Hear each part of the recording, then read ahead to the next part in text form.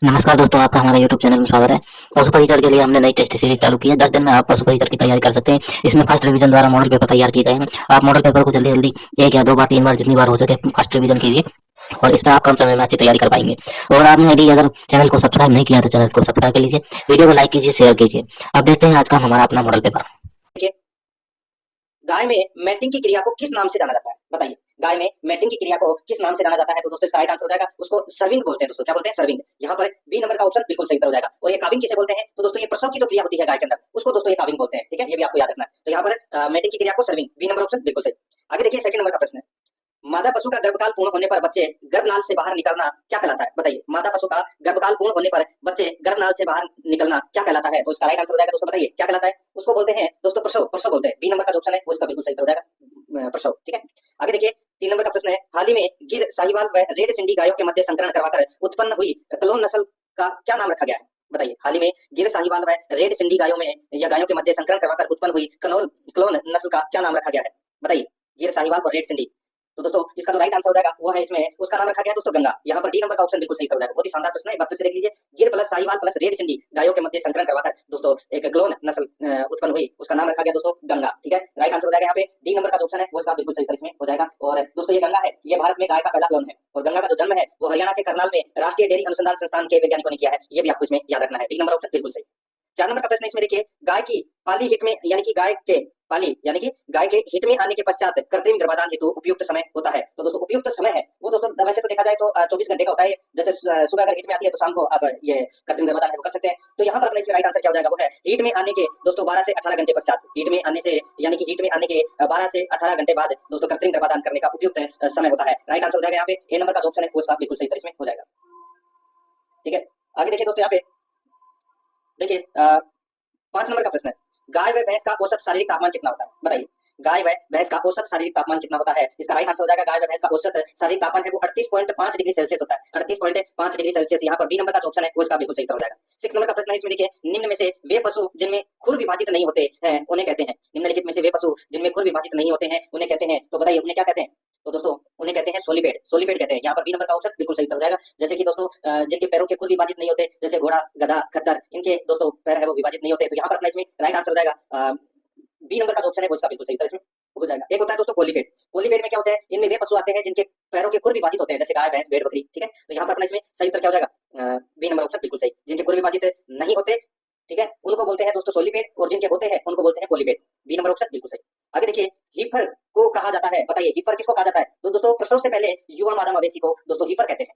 ठीक है, प्रसव से पहले युवा मादा मवेशी को हीफर कहते हैं। यहाँ पर सी नंबर का ऑप्शन राइट आंसर हो जाएगा, याद रखना। एक होता है दोस्तों गोटलिंग, वो होता है प्रसव के पहले युवा मादा बकरी को कहते हैं गोटलिंग। तो यहाँ पर अपने इसमें सी नंबर ऑप्शन बिल्कुल सही। आगे देखिए, यहाँ पे फलसिंग राशन मुख्यतः किस पशु को देते हैं? बताइए, फलसिंग राशन मुख्यतः किस पशु को देते हैं? दोस्तों इसका राइट आंसर हो जाएगा वो है ये भेड़ को देते हैं दोस्तों राशन। यहाँ पर डी नंबर का ऑप्शन बिल्कुल सही हो जाएगा। ये राशन इसलिए दिया जा सकता है, मतलब दिया जाता है कि इसके अंदर क्या होता है कि प्रसव यानी कि प्रजनन क्षमता है वो इससे बढ़ सके, और भेड़ है वो प्रति प्रसव एक से ज्यादा बच्चे हैं वो पैदा कर सके, इसलिए दोस्तों ऐसे राशन को फ्लोसिंग या फ्लसिंग राशन कहते हैं। ठीक है, राइट आंसर हो जाएगा इसमें डी नंबर का ऑप्शन बिल्कुल सही इसमें हो जाएगा। ठीक है, आगे देखिए, यहाँ पे पशु शरीर की सबसे बड़ी सहायक ग्रंथि कौन सी होती है? पशु शरीर की सबसे बड़ी सहायक ग्रंथि कौन सी होती है? दोस्तों इसका जो राइट आंसर हो जाएगा कौन सी होती है, तो वो होती है यकृत। यहाँ पर ए नंबर का ऑप्शन बिल्कुल सही हो जाएगा, यकृत। ए नंबर ऑप्शन सही। आगे देखिए, 10 नंबर का प्रश्न है, आमाशय में कौन सी कोशिका पाई जाती है जो जठर रस का स्रावन करती है? आमाशय में कौन सी कोशिका पाई जाती है जो जठर रस का स्रावन करती है? तो इसका जो राइट आंसर क्या हो जाएगा वो है इसमें देखिए, आमाशय में गैस्ट्रिक कोशिका, जाइमोजन, चीफ कोशिका। तो दोस्तों इन सभी यानी कि आमाशय में ये सभी कोशिकाएं पाई जाती है जो जठर रस का स्रावन करती है। इसका राइट आंसर हो जाएगा वो है उपरोक्त सभी। डी नंबर का जो ऑप्शन है वो इसका बिल्कुल सही इसमें हो जाएगा, याद रखना। ठीक है, आगे देखिए दोस्तों, यहाँ पे 11 नंबर का प्रश्न है, भोजन का पाचन सर्वाधिक किसमें होता है? दोस्तों ये तो सभी को पता होगा, दोस्तों छोटी आंत में भोजन का जो सर्वाधिक है वो पाचन होता है। राइट आंसर हो जाएगा यहाँ पे सी नंबर ऑप्शन बिल्कुल सही। नेक्स्ट आगे देखिए, शरीर के अंदर रक्त एवं उत्तक द्रव्य के मध्य होने वाले गैसीय विनिमय को क्या कहते हैं? शरीर के अंदर रक्त एवं उत्तक द्रव्य के मध्य होने वाले गैसीय विनिमय को क्या कहते हैं? उसको बोलते हैं दोस्तों क्या, बताइए? उसको बोलते हैं आंतरिक श्वसन बोलते हैं। क्या बोलते हैं? आंतरिक श्वसन। ए नंबर ऑप्शन बिल्कुल सही। आगे देखिए, 13 नंबर का प्रश्न है, मुर्गियों में ध्वनि उत्पन्न करने वाला अंग कौन सा है? मुर्गियों में ध्वनि उत्पन्न करने वाला अंग है वो है दोस्तों सिरिक्स। कौन सा है? सिरिक्स। बी नंबर का ऑप्शन बिल्कुल सही हो जाएगा। और पशुओं व मानव में ध्वनि उत्पन्न करने वाला जो अंग है वो होता है लेरिंग्स। ये भी आपको याद रखना है। नेक्स्ट आगे देखिए 14 नंबर का प्रश्न है, मुर्गी में नाड़ी गति प्रति मिनट कितनी होती है? मुर्गी में नाड़ी गति प्रति मिनट कितनी होती है? दोस्तों इसका राइट आंसर हो जाएगा, मुर्गी में नाड़ी गति प्रति मिनट है वो दोस्तों 200 से 400 होती है। कितनी होती है? 200 से 400। यहाँ पर डी नंबर का ऑप्शन बिल्कुल सही हो जाएगा। और मुर्गी में श्वसन की गति है वो दोस्तों 15 से 30 होती है प्रति मिनट। ये भी आपको याद रखना है, ठीक है। नेक्स्ट आगे देखिए यहाँ पे 15 नंबर का प्रश्न है, पास्चुरेलोसिस या नाविक बुखार किस रोग का अन्य नाम है? बताइए, पास्चुरेलोसिस या नाविक बुखार किस रोग का अन्य नाम है? तो दोस्तों ये किसका नाम है? तो ये नाम है गलघोटू रोग का। यहाँ पर बी नंबर का जो ऑप्शन है वो उसका बिल्कुल सही हो जाएगा, गलघोटू रोग का। और ये एक जीवाणु जनित रोग है, ठीक है। और इस रोग को दोस्तों नाविक बुखार भी कहते हैं, ठीक है, और पास्चुरेलोसिस भी कहते हैं। राइट आंसर हो जाएगा बी नंबर ऑप्शन सही। आगे देखिए, क्रेपा पॉक्स वायरस किस रोग का कारक है? क्रेपा पॉक्स वायरस किस रोग का कारक है? तो दोस्तों इसका राइट आंसर हो जाएगा वो है इसमें गांठदार त्वचा रोग। गांठदार त्वचा रोग का ये कारक है क्रेपा पॉक्स वायरस। तो यहाँ पर बी नंबर का ऑप्शन बिल्कुल सही इसमें हो जाएगा, याद रखना। 17 नंबर का प्रश्न इसमें देखिए, चिंचड़ी रोग का टीका मुर्गियों में कब लगाया जाता है? चिंचड़ी रोग का टीका मुर्गियों में कब लगाया जाता है? इसका राइट आंसर हो जाएगा, मुर्गियों में चिंचड़ी रोग का टीका है वो जन्म के 12 सप्ताह के पश्चात लगाया जाता है, ठीक है। राइट आंसर हो जाएगा जन्म के 12 सप्ताह बाद में लगाया जाता है। यहाँ पर सी नंबर का ऑप्शन बिल्कुल सही हो जाएगा। आगे देखिए यहाँ पे 18 नंबर का प्रश्न है, पशुओं के शरीर का तापमान कहाँ से लिया जाता है? बताइए, पशुओं के शरीर का तापमान है वो कहाँ से लिया जाता है? तो दोस्तों वो रेक्टम यानी कि मलाशय में तापमापी को रखकर लिया जाता है। तो यहाँ पर अपना इसमें राइट आंसर हो जाएगा मलाशय से, डी नंबर ऑप्शन बिल्कुल सही। आगे देखिए 19 नंबर का प्रश्न है, ऊंचे पहाड़ों में स्थित घास के मैदान जहाँ पशु चरते हैं उस स्थान को क्या कहते हैं? ऊंचे पहाड़ों में स्थित घास के मैदान जहाँ पशु चरते हैं उस स्थान को क्या कहते हैं? इसका राइट आंसर हो जाएगा दोस्तों, उस स्थान को दोस्तों बुग्याल कहते हैं। क्या कहते हैं? बुग्याल। यहाँ पर बी नंबर ऑप्शन बिल्कुल सही हो जाएगा, बुग्याल। आगे देखिए 20 नंबर का प्रश्न है, धनगर समुदाय मुख्य रूप से किन राज्यों से संबंध रखता है? धनगर समुदाय मुख्य रूप से किस राज्य से संबंध रखता है? इसका राइट आंसर हो जाएगा दोस्तों, ये महाराष्ट्र का एक जाना माना चरवाहा समुदाय है दोस्तों ये धनगर। यहाँ पर सी नंबर का ऑप्शन राइट आंसर हो जाएगा, ठीक है। तो सी नंबर ऑप्शन बिल्कुल सही, और ये वेट का पालन करते हैं दोस्तों। नेक्स्ट आगे देखिए यहाँ पे, भारत के चरवाहों पर उपनिवेशवाद का क्या प्रभाव पड़ा? भारत के चरवाहों पर उपनिवेशवाद का क्या प्रभाव पड़ा? राइट आंसर हो जाएगा दोस्तों, इसमें देखिए जो उपनिवेशवाद पर प्रभाव है वो दोस्तों इसमें पड़ा कि उनके चारागाह सीमित हो गए, उनके चारागाह सीमित हो गए। राइट आंसर हो जाएगा सी नंबर का ऑप्शन बिल्कुल सही हो जाएगा।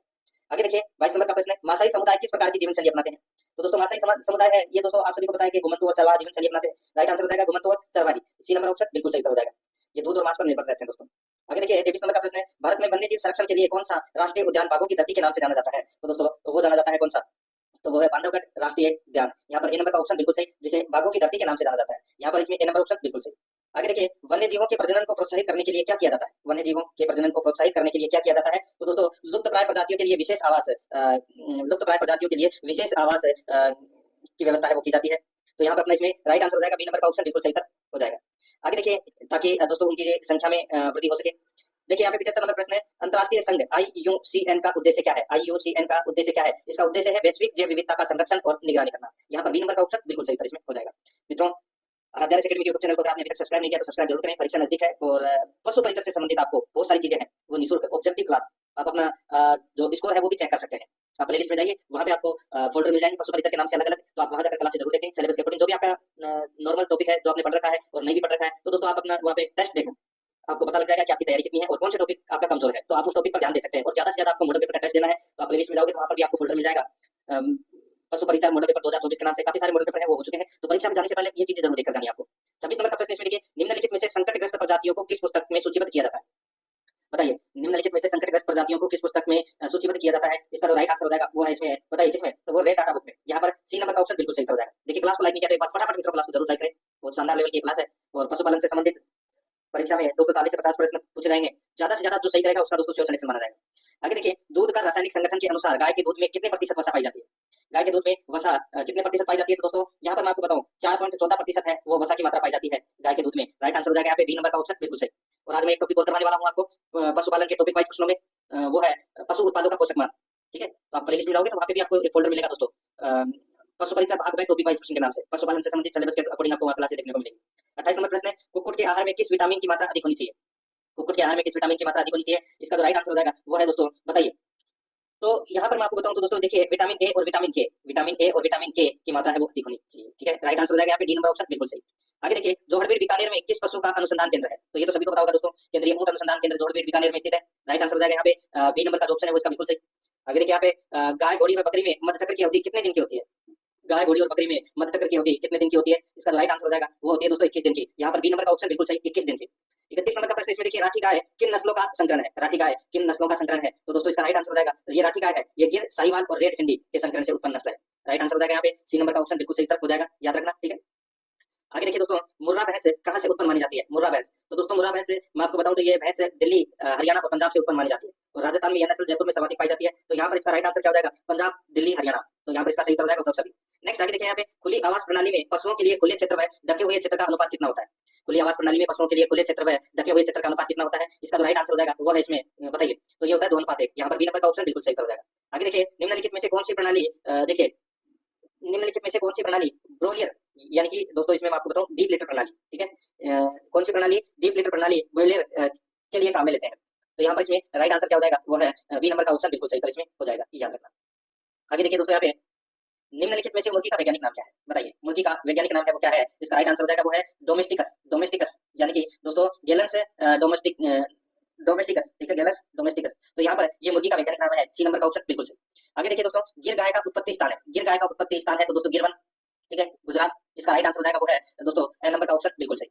आगे देखिए मालवी नस्ल की उत्पत्ति स्थान है, मालवी नस्ल की उत्पत्ति स्थान है वो कौन सी है, तो वो है दोस्तों मालवा, मध्य प्रदेश। तो यहाँ पर इसका राइट आंसर हो जाएगा सी नंबर ऑप्शन सही उत्तर, मध्य प्रदेश। आगे देखिए निम्नलिखित में से सर्वाधिक दूध देने वाली गाय कौन सी है, सर्वाधिक दूध देने वाली गाय कौन सी है, तो दोस्तों वो है होल्स्टीन फ्रीजियन, ठीक है, होल्स्टीन फ्रीजियन, जिसको हम शॉर्ट में एचएफ लिख सकते हैं। यहाँ पर बी नंबर ऑप्शन बिल्कुल सही।